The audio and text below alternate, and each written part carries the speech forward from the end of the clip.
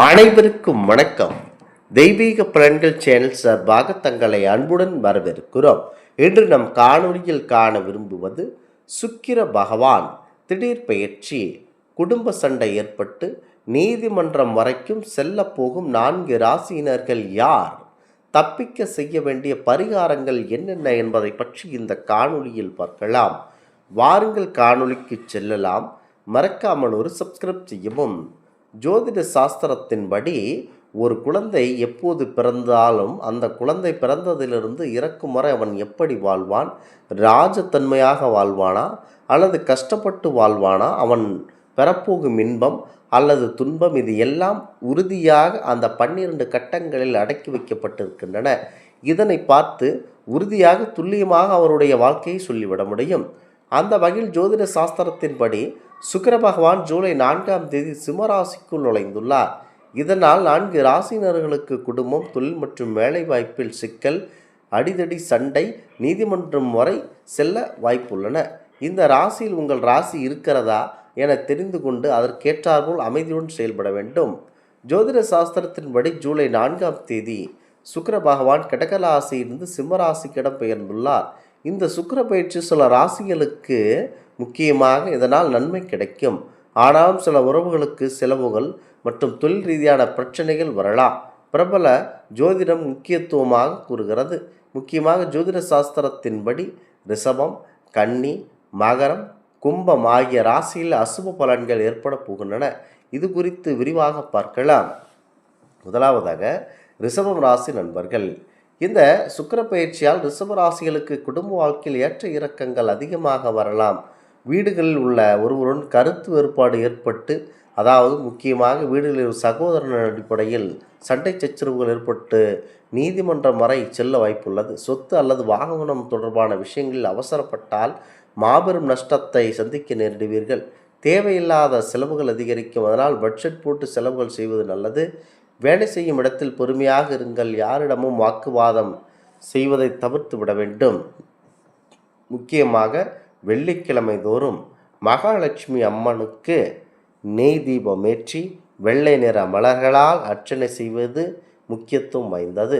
வசதியற்ற பெண்களுக்கு அல்லது பெண் குழந்தைகளுக்கு உங்களால் என்ற இனிப்புகளை தானமாக வழங்கினீர்கள் என்று சொன்னால் உங்களுக்கு நல்லது நடக்கும். அடுத்ததாக கன்னிராசி நண்பர்கள். கன்னிராசிக்காரர்கள் வேலை மற்றும் வியாபாரத்தில் கூடுதல் கவனமாக இருக்க வேண்டும். மேலதிகாரிகளுடன் கருத்து வேறுபாடு வரலாம். வேலையில் தாமதங்கள் ஏற்படலாம். வியாபாரத்தில் பெரிய முதலீடு செய்வதற்கு முன் நன்றாக யோசித்து முடிவுகளை செய்யுங்கள். எந்த ஒரு முக்கிய முடிவையும் அவசரமாக எடுக்க வேண்டாம். மன அழுத்தம் மற்றும் உடல் நலத்தையும் பாதிக்கக்கூடும். மற்றவர்கள் சண்டைகளில் தலையிடாமல் இருப்பது நல்லது. தேவையில்லாத எந்த ஒரு ஜாமீன் கையெழுத்துமே இல்லாத, எந்த ஒரு ஆவணமே இல்லாத நபர்களுக்கு பணத்தை கொடுப்பது, முக்கியமாக எவருக்கும் போய் ஜாமீன் கையெழுத்து போட்டு அந்த ஜாமீன் கையெழுத்து போட்ட அவருக்கு நீங்கள் நன்மை செய்தால் அவர் நமக்கு பதிலுக்கு தீமை செய்ய வாய்ப்புள்ளது. நம்மை அடிக்கவும் வாய்ப்புள்ளது.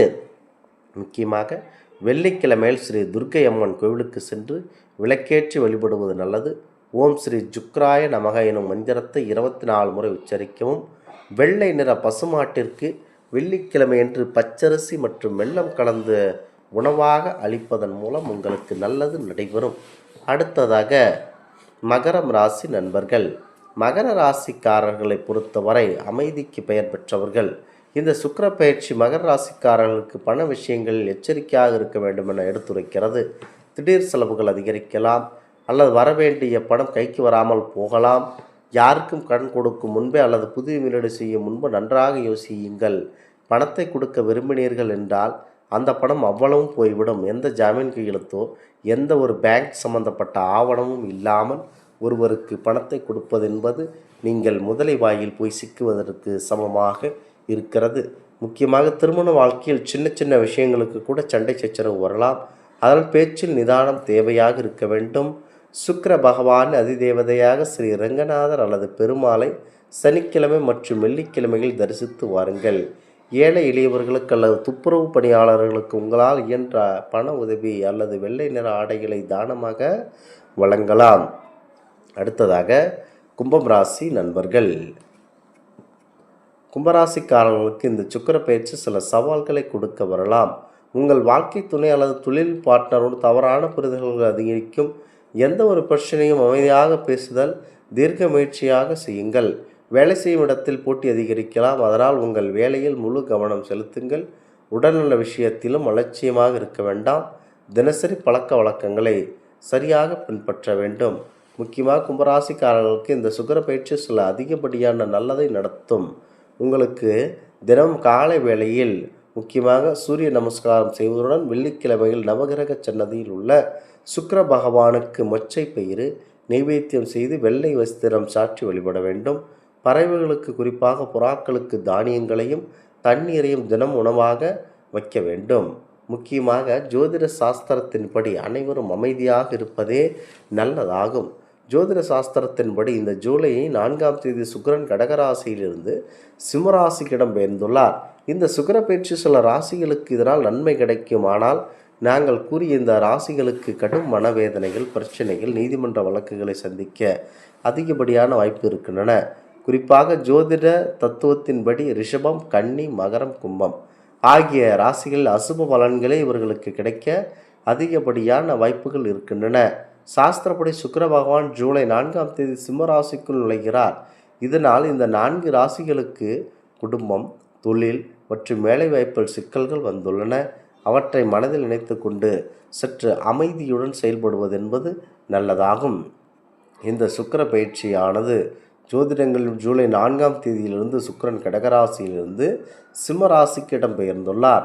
இந்த சுக்கிர பயிற்சி நாங்கள் கூறும் இந்த ராசிகளுக்கு செலவு, சில உறவுகளுக்கு சண்டை, செலவுகள் மற்றும் தொழில் ரீதியான பிரச்சனைகள் வர அதிகப்படியான வாய்ப்புகள் இருக்கின்றன.